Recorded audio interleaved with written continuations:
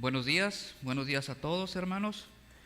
Hoy es domingo 25 de julio del 2021. Estaremos estudiando los capítulos 5 del versículo 17 al 20 del libro de Mateo. Si me acompañan. Bueno, doy gracias a Dios por el privilegio que me concede de ayudar a la iglesia a compartir la palabra esta mañana, por el privilegio también que me ha dado de aprender de este pasaje. Bueno, antes de comenzar, quiero advertir que tal vez lo que vaya a hablar esta mañana sea abrumador para algunos de ustedes. En este estudio he encontrado que los versículos que estaremos estudiando son tan profundos y llenos de gracia, son tan ricos que no alcanza el tiempo para hablar de cada detalle. También reconozco que me he quedado corto en su interpretación total y que al final a lo mejor muchos de ustedes podrán tener ciertas dudas que no es posible aclarar en el tiempo que tenemos. Pero decidí enfocarme a lo que el texto quiere indicar y exaltar a Cristo y su palabra. He tratado de resumir lo más que pude, así que acompáñenme a orar esta mañana para que Dios nos guíe a través del estudio de su palabra. Padre bendito, exaltado seas y alabado seas, Señor. Ponemos delante de ti esta enseñanza para que tú bendigas a cada uno de nosotros, para que tú seas exaltado, seas reconocido, tu palabra, Señor, sea exaltada también, sea elevada a lo más alto de nuestra autoridad, Señor, y que tú produzcas fruto en la vida de cada uno de nosotros. En Cristo Jesús lo hacemos. Amén. Bueno, hemos estado estudiando este sermón. Esta es la cuarta enseñanza de esta serie del Sermón del Monte, que comprende del capítulo 5 al 7 de Mateo, y Jesús está predicando acerca de su reino, el reino de los cielos. Él está anunciando que Él es el Rey, y ese es el propósito de Mateo en su evangelio, el reino de los cielos. Él está anunciando que Él es un Rey, y ese es el propósito. En los primeros capítulos de este evangelio se nos habla del nacimiento del Rey, de la adoración del Rey, el linaje del Rey, el precursor del Rey, las profecías cumplidas del Rey y la victoria del Rey contra Satanás en su tentación. Y en este capítulo 5, en el Sermón del Monte, viene lo que es la declaración del Rey. En los primeros versículos que ya estudiamos, del 13 al 12, Él declara la naturaleza de su reino. De los versículos 13 al 16, Él dice que somos la sal y la luz, que esta naturaleza interna de su reino se manifiesta externamente al mundo. Y los versículos del 17 al 20 que estaremos estudiando esta mañana, Él dice que vivir en su reino no es solo cuestión de virtud o testimonio, sino también es cuestión de compromiso con la obediencia a la ley de Dios. Acompáñenme a leer el texto de Mateo capítulo 5, versículo 17 al 20. No penséis que he venido para abrogar la ley o los profetas. No he venido para abrogar, sino para cumplir. Porque de cierto os digo que hasta que pasen el cielo y la tierra, ni una jota ni una tilde pasará de la ley, hasta que todo se haya cumplido. De manera que cualquiera que quebrante uno de estos mandamientos muy pequeños y así los enseñe a los hombres, muy pequeño será llamado en el reino de los cielos.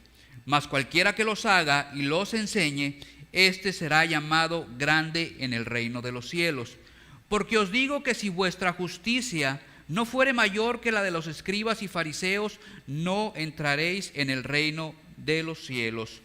Bueno, en estos 4 versículos que estaremos estudiando esta mañana, veremos a través de ellos 3 características de la palabra de Dios, por las cuales debemos de elevar nuestro compromiso hacia ella. En primer lugar, veremos que la Escritura es preeminente. En segundo lugar, que la Escritura es permanente. Y en tercer lugar, que es pertinente. Entonces veamos la primera característica. La primera característica es que la palabra es preeminente. Con esto quiero decir que la palabra es única, lo más elevado y está por encima de todo, que es lo más importante. Guarde bien este concepto de preeminencia.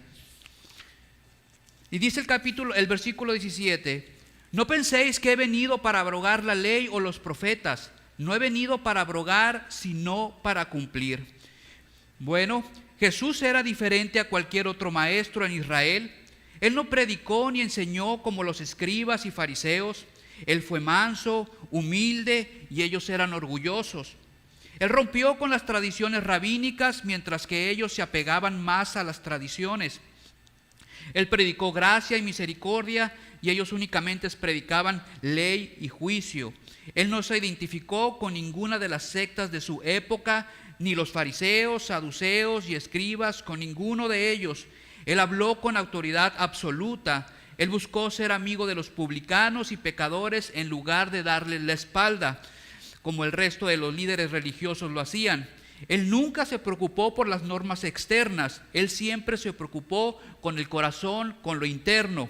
Y debido a todas estas diferencias tan obvias, la pregunta que surgía en la gente y sus discípulos: ¿realmente este es un profeta del Antiguo Testamento?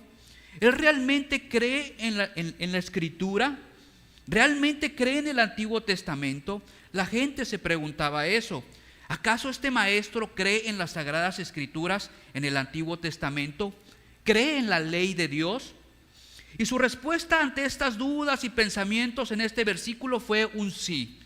Sí creo en el Antiguo Testamento, sí creo en la ley de Dios, por ello no penséis que he venido a abrogarla. Abrogar tiene un significado de anular, destruir o cambiar.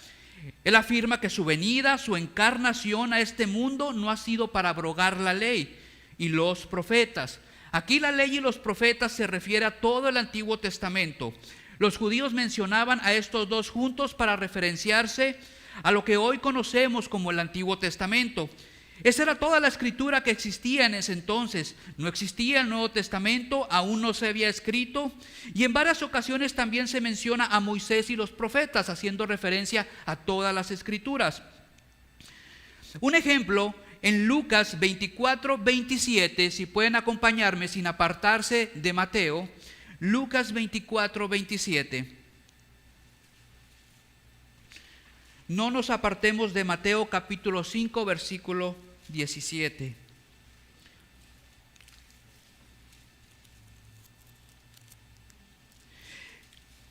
Jesús, después de su resurrección, se le aparece a sus dos discípulos en un camino, ¿sí? Y en el versículo 25 le dice, les explicaba a estos hombres, a estos discípulos, y comenzando desde Moisés y siguiendo por todos los profetas, le declaraba en todas las escrituras lo que él decía. Jesús compara todas las escrituras con la ley de Moisés y los profetas, como lo podemos ver en este versículo. Desde Moisés y siguiendo por todos los profetas le declaraba todas las escrituras. Entonces es algo, entendamos que la ley y los profetas, o Moisés y los profetas, se refiere a todo el Antiguo Testamento. Bueno, Jesús entonces está afirmando que no ha venido para abrogar, anular o destruir las escrituras o el Antiguo Testamento, todo lo que en ellos se decía, sino para cumplir. Jesús ahora afirma que ha venido para cumplir. Su encarnación, su venida, era para darle cumplimiento a la ley o los profetas. Y aquí es donde se pone más interesante y veremos tres razones de por qué la escritura es preeminente. En primer lugar, decimos que es preeminente la escritura porque Dios la escribió.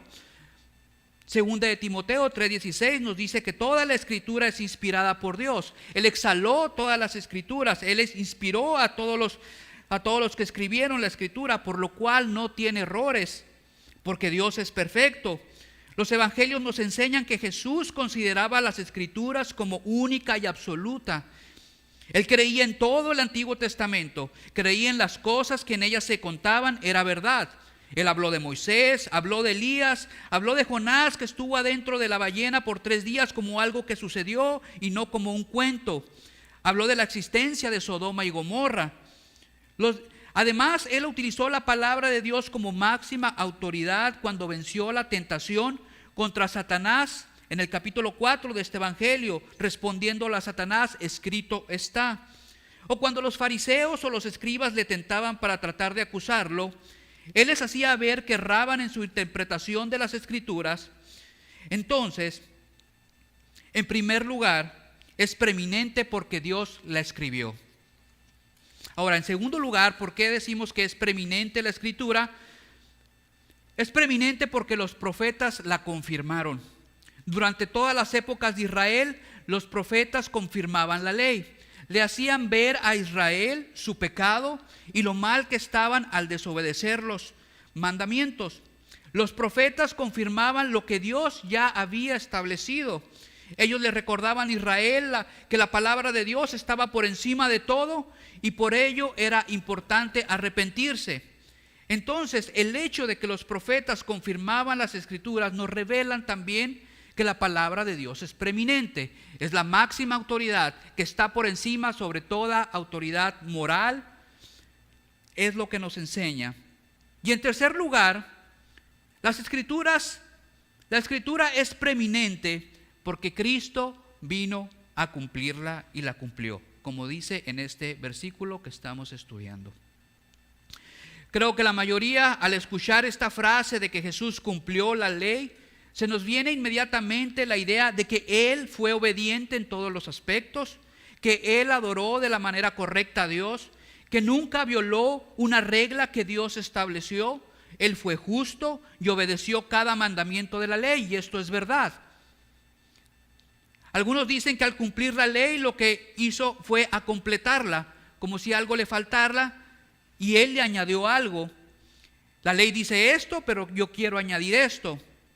Como si Él hubiera llenado con su enseñanza, como si Él lo hubiera completado. Sí, en cierta medida nos hizo ver con mayor claridad por medio de sus enseñanzas y a través de los escritos de los apóstoles. Pero Jesús no cambió nada, ni añadió nada nuevo. Él lo que hizo fue aclarar el significado original de la ley, que se había degradado. Ahora, sin embargo, hay un significado más profundo y más amplio en que Cristo cumplió todo el Antiguo Testamento.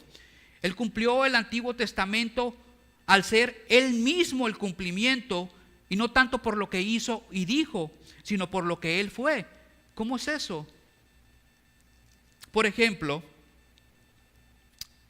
Él mismo en su persona cumplió todo el Antiguo Testamento, tanto la ley como los profetas. Él cumplió lo que se escribió de Él por medio de los profetas. Él cumplió todo mandamiento que se desprende de la ley moral con su obediencia. Él cumplió la ley ceremonial con su muerte y en muchas otras formas más, las cuales eran sombra y figura de Él mismo. Por ejemplo, Jesús con su nacimiento cumplió lo que dijo el profeta Miqueas, de que en Belén nacería el Señor, y Él nació en Belén. Lo que en cientos de años atrás se había profetizado. En su ministerio, Jesús cumplió lo que el profeta Isaías en el capítulo 61. El Espíritu del Señor está sobre mí por cuanto me ha ungido para dar las buenas nuevas a los pobres. Me ha enviado a sanar a los quebrantados de corazón, a pregonar libertad a los cautivos y vista a los ciegos, a poner en libertad a los oprimidos, a predicar el año agradable del Señor. Él cumplió con su vida esto. Con su muerte Él cumplió lo que se nos dice en Isaías 53, de cómo había de morir y cómo Él pagó por nuestros pecados. Después de su muerte, Él cumplió la promesa de que nos regeneraría y nos lavaría, y lo hizo enviando a su Espíritu Santo después de su muerte. Y además Él cumplirá otras cosas en su segunda venida. En otras palabras, Jesús está diciendo en este versículo: yo soy el tema del Antiguo Testamento, por eso voy a cumplirlo.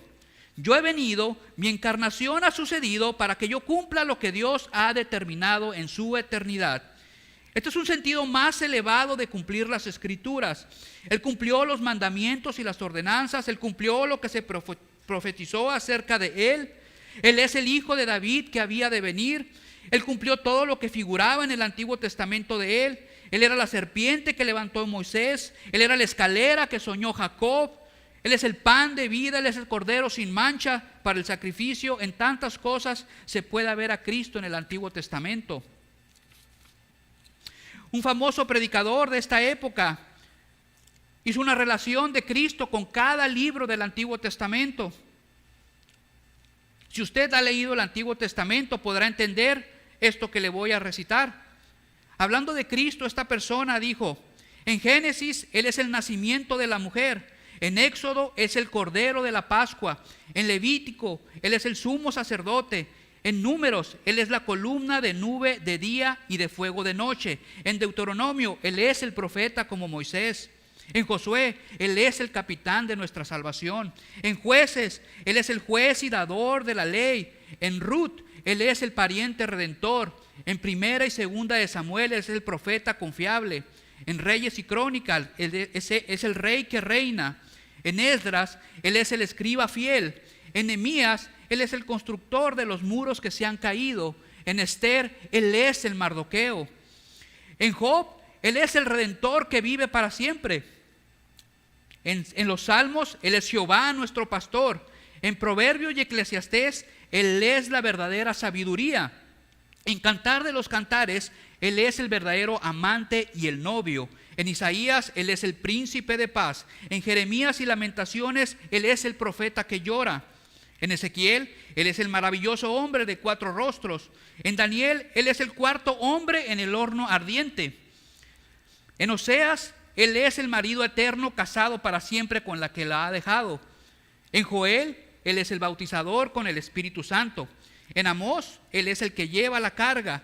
En Abdías, Él es el Salvador. En Jonás, Él es el gran misionero extranjero. En Miqueas, Él es el mensajero con los pies hermosos. En Nahum, Él es el vengador. En Habacuc, Él es el evangelista de Dios que ruega por avivamiento. En Sofonías, Él es el Señor poderoso que viene a salvar. En Ageo, Él es el restaurador de la herencia perdida. En Zacarías, Él es la fuente abierta de la casa de David por el pecado para la limpieza. Y en Malaquías, Él es el sol de justicia que se levanta con salud, sanidad en sus alas. Él es el tema del Antiguo Testamento. En toda parte de su historia. En Lucas 24:44, Jesús, después de su muerte y su resurrección, se les apareció a sus discípulos por varias ocasiones y les dijo: estas son las palabras que os hablé, estando aún con vosotros, que era necesario que se cumpliese todo lo que está escrito de mí en la ley de Moisés y en los profetas y en los salmos. Entonces, resumiendo, la palabra de Dios es preeminente porque Dios la escribió, porque los profetas la testificaron y porque Cristo es el cumplimiento de ella misma. La palabra de Dios es la máxima autoridad. Obedecer debe ser la primordial preocupación del ser humano, aún por encima de nuestro bienestar o de nuestra salud.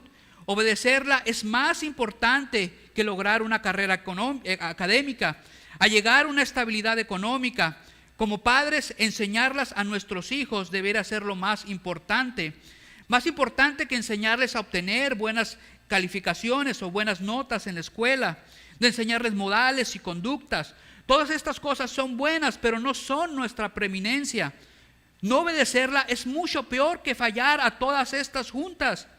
El profeta Jeremías entendía bien el concepto de la preeminencia de las Escrituras. En Lamentaciones 3:39 él dijo: ¿por qué se lamenta el hombre viviente? Laméntese el hombre de su pecado. Lo que más debiera lamentar al hombre no son sus malas decisiones, que si se equivocó en elegir una carrera para estudiar, no es la falta de sus logros personales, no es él no poder haber disfrutado más su vida saliendo de viajes. Lo que más debe lamentar al hombre es el no obedecer los mandamientos de Dios, ya que estos son preeminentes. Bueno, espero que haya quedado claro por qué la preeminencia de la palabra de Dios. Ahora veamos la segunda característica, que es la permanencia de la ley de Dios. Versículo 18 de capítulo 5 de Mateo.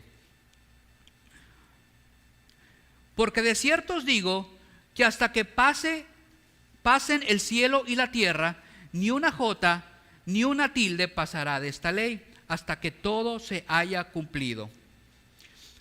Porque de cierto os digo significa verdaderamente o absolutamente. No hay excepción, es real y no un dicho.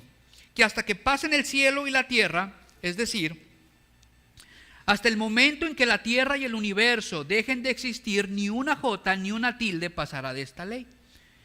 Ni una palabra de esta ley, de toda la escritura, dejará de ser cumplida. Jota y tilde. Jota es la letra más pequeña del alfabeto hebreo, del tamaño de un apóstrofe, una pequeña coma, eso es lo que es. La tilde es un trazo pequeño de escritura diminuto. Por ejemplo, la diferencia entre una F mayúscula y una E mayúscula es un pequeño trazo en la parte de abajo de la letra. Eso es lo que es una tilde.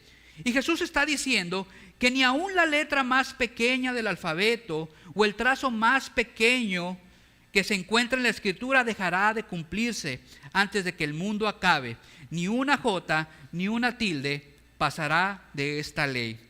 Entonces, la palabra de Dios es eterna, es permanente. No solo se va a cumplir todo lo que Él ha dicho, sino que su palabra es tan permanente que aun cuando se destruya el universo, ésta seguirá existiendo.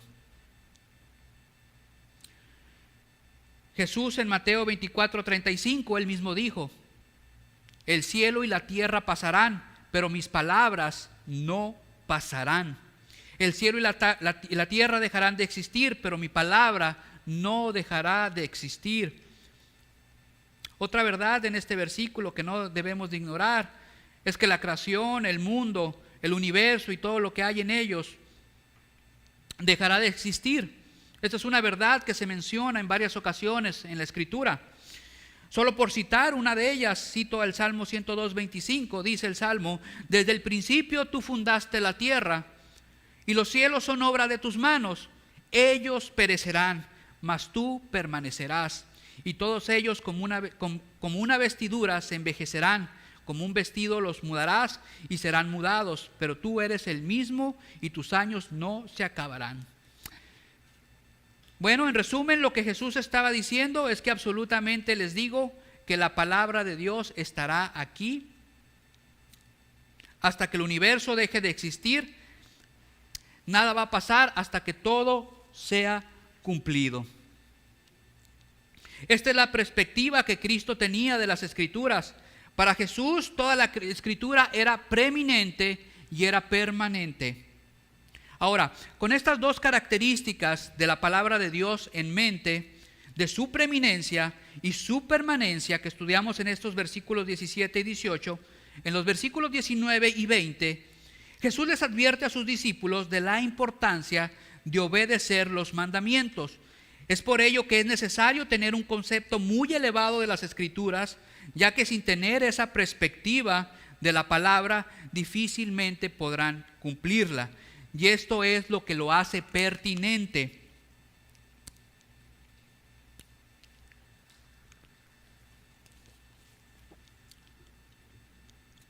Bueno, la tercera característica es la pertinencia de la palabra de Dios. Pertinencia significa apropiado, lo correcto, lo adecuado, ¿no?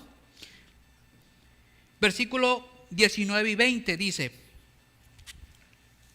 de manera que cualquiera que quebrante uno de estos mandamientos muy pequeños y así enseña a los hombres, muy pequeño será llamado en el reino de los cielos. Mas cualquiera que los haga y los enseñe será llamado grande en el reino de los cielos. Porque os digo que si vuestra justicia no fuere mayor que la de los escribas y fariseos, no entraréis en el reino de los cielos. De manera que cualquiera, esta frase es una conclusión o una consecuencia de lo que dijo en el versículo 17 y 18.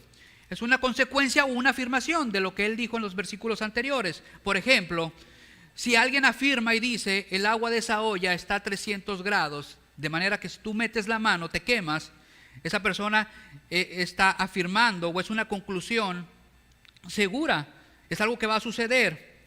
Y esto es lo mismo que está haciendo Jesucristo. Dicho de otra manera, debido a que la Escritura es preeminente y es permanente, cualquiera que quebrante uno de estos mandamientos muy pequeños y así enseñe a los hombres, muy pequeño será llamado en el reino de los cielos. Mas cualquiera que los haga y los enseñe, será llamado grande en el reino de los cielos.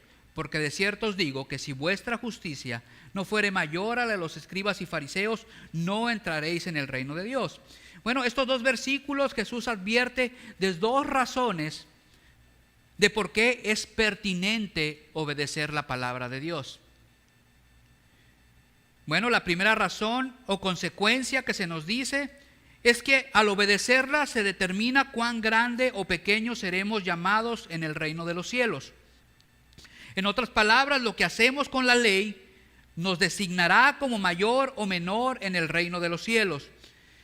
Debemos obedecer la ley de Dios debido a su naturaleza preeminente y permanente y por sus consecuencias. El versículo 19 nos dice: de manera que cualquiera que quebrante uno de estos mandamientos muy pequeños y así enseña a los hombres, muy pequeño será llamado en el reino de los cielos. Mas cualquiera que los haga y los enseñe será llamado grande en el reino de los cielos. Lo primero que vemos es que si usted quebranta los mandamientos y enseña a otros a hacerlo, será muy pequeño. La palabra traducida como quebrantar proviene de la palabra en griego luo, que su significado es soltar, liberar. Entonces Jesús lo que está diciendo es que si usted se suelta de la obligación del mandamiento más pequeño y le enseña a alguien más a hacerlo, usted será llamado pequeño en el reino de los cielos. Bueno, como creyentes, no dice que seremos expulsados del reino de los cielos si fracasamos. Cuando nos soltamos deliberadamente y le damos la espalda a Dios, bueno, esto es de mucho consuelo para el creyente. No va a ser necesariamente expulsado, echado del reino de Dios. Lo que va a suceder es que usted se volverá una persona que Dios no pueda usar, bendecir o recompensar. Por otro lado, de una manera positiva se nos dice: mas cualquiera que los haga y los enseñe, este será llamado grande en el reino de los cielos. Usted se volverá una persona que Dios use, bendecida y recompensada. Dicho de otra manera, es nuestra integridad o conducta con respecto a la palabra de Dios y sus mandamientos lo que determinará cuán grande o pequeño seremos en el reino de Dios, cuán mucho o poco seremos usados por Él o cuán bendecidos y recompensados. Bueno, esa es la primera razón porque es pertinente obedecer la Escritura. La segunda razón o consecuencia por qué es pertinente obedecer las Escrituras lo leemos en el versículo 20. Aquí Jesús les advierte algo de mucho mayor importancia. El versículo anterior veíamos que Jesús advierte que dependiendo de nuestro nivel de compromiso con los mandamientos, seríamos llamados grandes o pequeños en el reino de los cielos, cuán poco o mucho seríamos usados. Pero la advertencia en este versículo sube de nivel y Jesús coloca un estándar mínimo de conducta o integridad para entrar en el reino de los cielos. Él dice en el versículo 20: porque os digo que si vuestra justicia no fuere mayor a la de los escribas y fariseos, no entraréis en el reino de Dios. Para entender un poco mejor lo que Jesús está diciendo en este pasaje, creo que es importante que entendamos lo que significa justicia en este versículo y qué significa, quiénes eran los escribas y fariseos. Bueno, pues empezaré con los escribas y fariseos. Los escribas eran eruditos de la ley y su trabajo consistía en copiar la ley, traspasarla a otro manuscrito. Pero ellos además la estudiaban, eran los intérpretes de la ley de Moisés. Ellos originalmente vinieron de la tribu de Leví. Ellos entregaban sus vidas al estudio del Antiguo Testamento. Por otro lado, los fariseos eran líderes religiosos de su época. No eran como los escribas que estudiaban la ley, sino que eran una secta que a partir de la ley desarrollaron un sistema de ritual para agradar a Dios.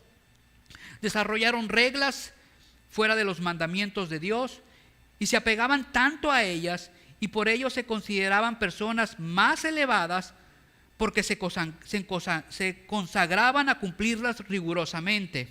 Por ejemplo, Dios pedía que una vez al año se ayunara, pero ellos ayunaban más de 100 veces al año. Y debido a esta consagración que ellos hacían, estaban convencidos de que eran los más importantes. Ellos se separaban de cualquier judío que vivía con menos preocupación que la que ellos tenían. La gente los admiraba por todo lo que externamente hacían. Estos dos tipos de personas, los escribas y los fariseos, eran el estándar más elevado de la sociedad judía. Eran personas muy estrictas y dedicadas en seguir sus reglas. Había un dicho judío que decía que si solo 2 personas pudieran entrar al cielo, sería un escriba y un fariseo. Sin embargo,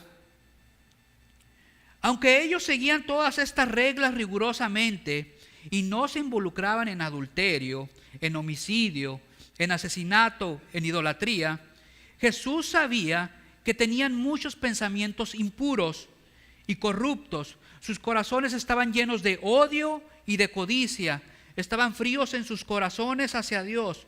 Y todo esto usted lo puede leer en Mateo 23, en el capítulo 23, donde Jesús les acusa de toda su hipocresía ignorando las Escrituras. Bueno, esos eran los escribas y fariseos. Ahora, ¿qué significa justicia en este versículo? Bueno, hay 2 interpretaciones posibles para esta palabra en este versículo. Bueno, la primera es que justicia se refiere a la justicia de Cristo imputada a los cristianos. La justicia que recibe el creyente por creer en Cristo como su Salvador. Es decir, cuando alguien cree en Jesucristo como su Señor y Salvador, Dios ve a esa persona como justa. Dios ve la justicia de Cristo en esa persona solo por la fe en Cristo.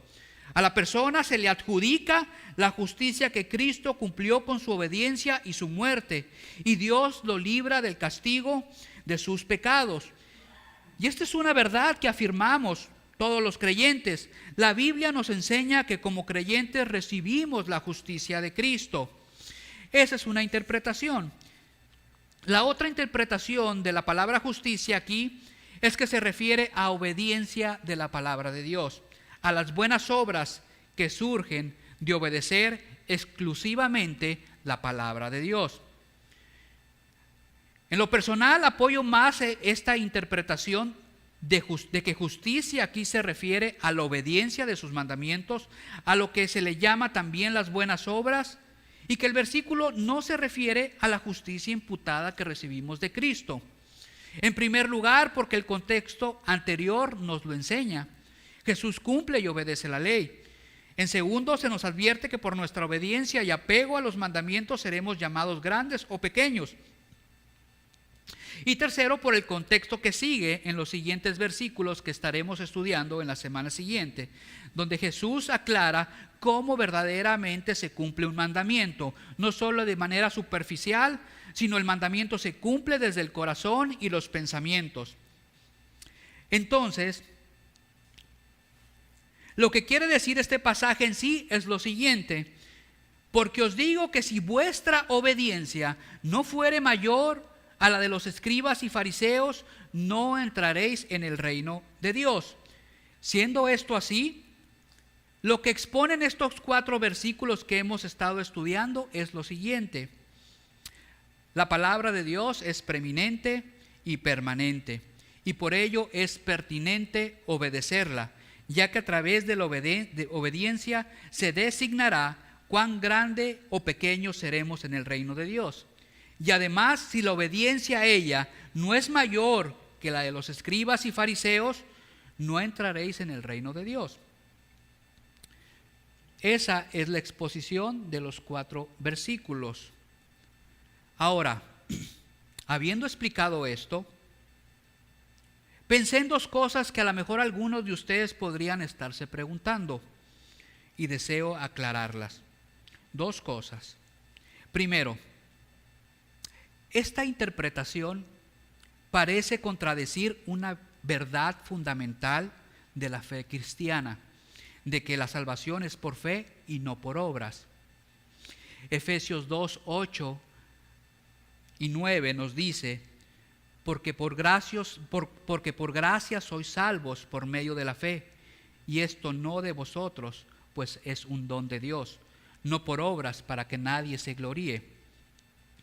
Pero quiero aclarar que en realidad no es una contradicción a esta verdad. La salvación es solo por fe y no por obras. Entramos al reino de Dios no por fe en Cristo y no por nuestras obras. Usted y yo no tenemos que hacer nada, solo tener una fe genuina en Cristo como el Hijo de Dios y el Salvador, y eso es suficiente. Las obras no nos salvan en sí.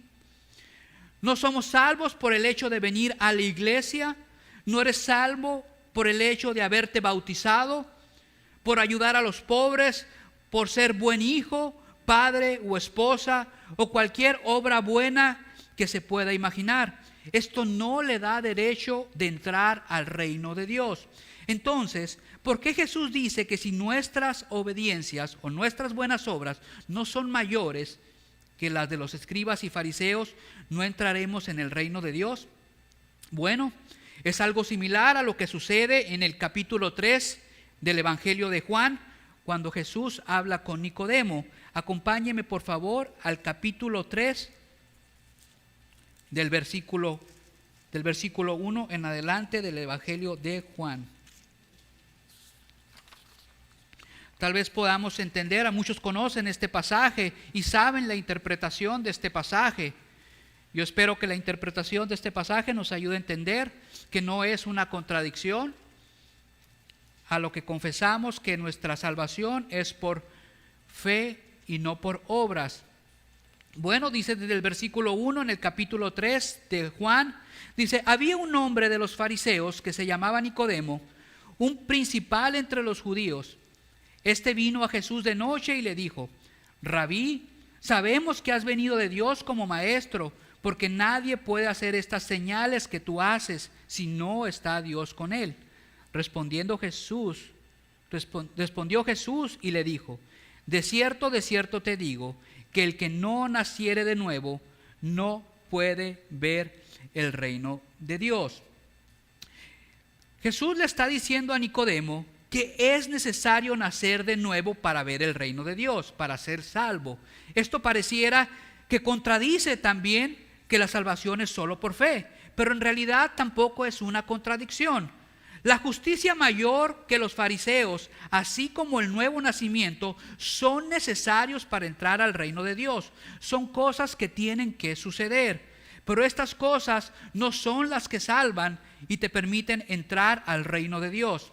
Jesús más adelante en el versículo 14 de este mismo capítulo le aclara a Nicodemo que para entrar al reino de Dios y ser salvo es únicamente por la fe en Él. Lea conmigo lo que dice el versículo 14 y 15. Explicándole Nicodemo cómo era posible que él pudiera nacer de nuevo, le dice: y como Moisés levantó la serpiente en el desierto, así es necesario que el hombre sea levantado, para que todo aquel que en él cree no se pierda, mas tenga vida eterna. Entonces el nacimiento surge, ¿sí? El nacimiento de una persona surge cuando cree en Cristo Jesús. Pero Jesús le está diciendo a Nicodemo que es necesario el nacimiento. El mismo nacimiento no salva, pero es necesario. Las justicias y las buenas obras del cristiano no nos van a salvar, pero son necesarias. Ellas van a testificar acerca de nuestra fe.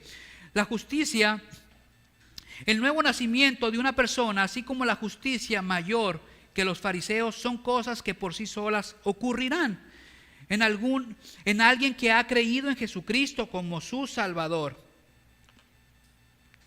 Entonces, algo que tiene que suceder para entrar en el reino de Dios es que nuestra justicia sea mayor que la de los fariseos, así como el nuevo nacimiento. Pero esto solo podrá ser posible si creemos en Cristo como nuestro Señor y Salvador. Bueno, la otra cosa que deseo aclarar, aparte de esta duda que podrían tener, es la pregunta de en qué sentido nuestra justicia o la justicia del cristiano es más grande que la de los fariseos. ¿Cómo puede ser la justicia del cristiano más grande que la de los fariseos? Bueno, hay dos maneras en que el cristiano logra que su justicia sea mayor que la de los escribas y fariseos. En primer lugar, en que Dios, a través del nuevo nacimiento por la obra del Espíritu Santo, capacita al creyente para obedecer los mandamientos de una manera más profunda y no tan superficial. Por ejemplo, el cristiano cumplirá los mandamientos no solo no matando, sino además no odiando. Y de esa manera él cumple de una manera más profunda y su justicia es mayor. Y esto lo estaremos viendo en los versículos que estaremos estudiando en las siguientes semanas. Otra forma en que el cristiano puede tener una justicia mayor que la de los fariseos es que una obra hecha en la fe en Cristo es mucho mayor que 1000 obras hechas fuera de la fe en Él. Jesús nos dice en Marcos 9:41 que si alguien da tan solo un vaso de agua en su nombre, a alguien será recompensado. Entonces, obedecer los mandamientos en su nombre genera justicia mayor. Jesús, hablando de los fariseos, dijo que ellos ya tienen su recompensa, el reconocimiento de la gente, pero el creyente será recompensado en el cielo eternamente.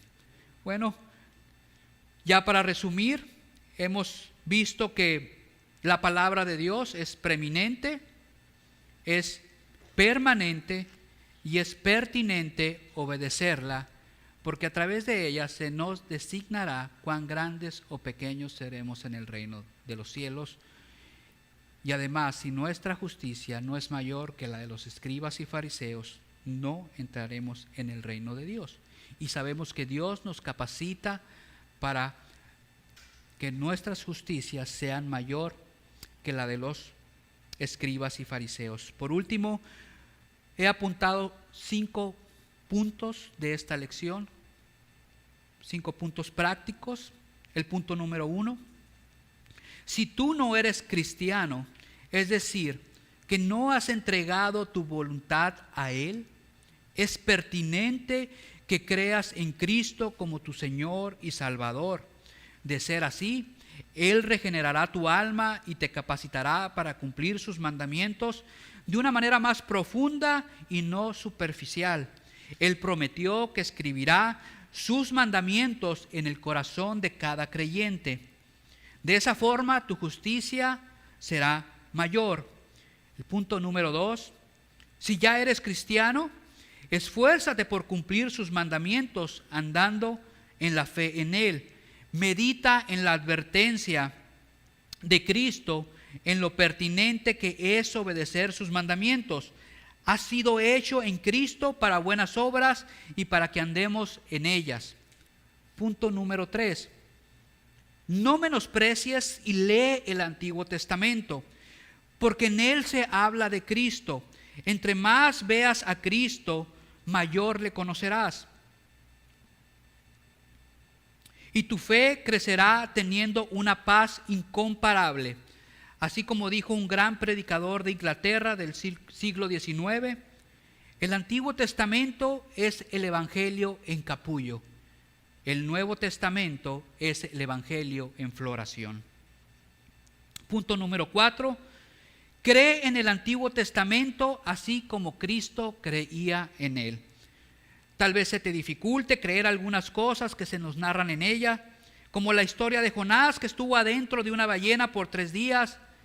O se te dificulte creer que Dios abrió el Mar Rojo para que el pueblo de Israel saliera de Egipto. Tal vez tu fe no te alcance para creer algunas cosas, pero piensa en que Cristo creía todas ellas como algo real. Eso te animará mucho y tu fe crecerá.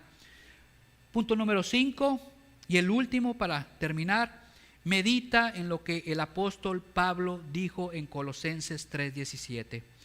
Y todo lo que hacéis, sea de palabra o de hecho, hacedlo todo en el nombre del Señor, dando gracias a Dios, Padre, por medio de Él. Hermanos, oremos.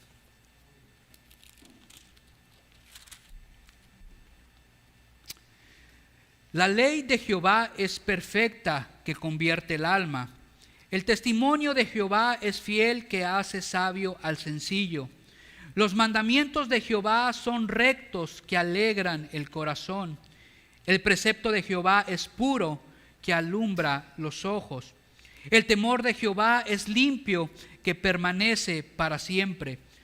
Los juicios de Jehová son verdad, todos justos. Deseables son más que el oro y más que mucho oro afinado, y dulces más que la miel y que la que destila del panal. Tu siervo además es amonestado con ellos. En guardarlos hay grande galardón. ¿Quién podrá entender sus propios errores? Líbrame de los que me son ocultos. Preserva a tu siervo también de las soberbias, que no se enseñoreen de mí. Entonces seré íntegro y estaré limpio de gran rebelión. Sean gratos los dichos de mi boca y la meditación de mi corazón delante de ti, oh Jehová, roca mía, redentor mío.